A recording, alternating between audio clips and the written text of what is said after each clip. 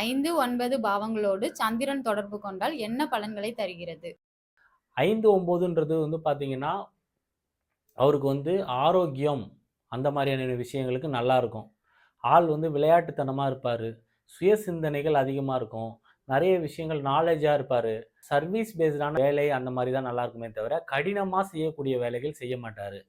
5, 9 சந்திரன் என்னும்போது, ஏற்கனவே திருமணமான நபரோட அவரு காதல் படுறதோ, இது கள்ளக்காதல்னோட நம்ம சொல்லலாம். 5, 9 சந்திரனா இருந்ததுன்னா, ஏற்கனவே திருமணமாகி குழந்தை பெற்றவங்களோட ரிலேஷன்ஷிப்ல இருக்கக்கூடிய அமைப்பு.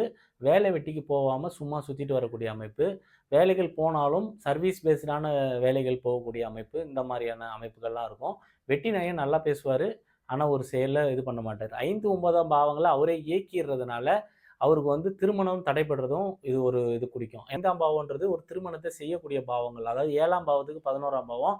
அந்த பாவங்களை ஒரு இந்த மாரி இயக்கிறாரு அப்படின்னா, அது அவர் திருமணத்தை டிலே பண்றது, இந்த மாரியான விஷயங்களும் நடக்கும். சரிங்களா? இதே மாரி அவருக்கு அடுத்து இந்த தசாபுத்திகள் சந்திர தசை 5, 9 வச்சிருக்குன்னா, அவருக்கு இந்த தசை ஃபுல்லா அப்படி இருக்கும்.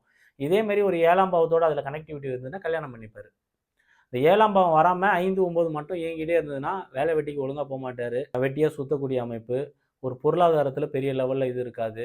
ஸோ அந்த 5, 9க்கு உண்டான பாவங்கள அது ஸ்ட்ராங்கா செய்யும். சந்திரனா இருக்கிறதுனால, சந்திரனோட காரகம்ன்றது பருவ காரகத்தில திருமணம் முடித்த ஒரு பெண், தாயான பெண். அவங்க அம்மா விஷயத்துல பார்த்தீங்கன்னா, சந்திரன் 5, 9 இருக்குன்னா, அம்மாகிட்ட 4ஆம் பாவத்த பொறுத்து அது அமையும். சரிங்களா?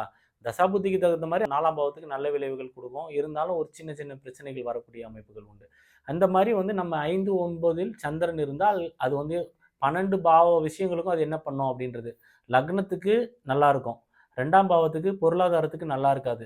3ஆம் பாவம் சிந்தனை இந்த மாரியான விஷயங்களுக்கு நல்லா இருக்கும். 4ஆம் பாவத்துக்கு சுமாரா இருக்கும். 5ஆம் பாவம்ன்றதுக்கு பார்த்தீங்கன்னா, காதல் விவகாரங்கள் இதெல்லாம் நல்லாருக்கும்.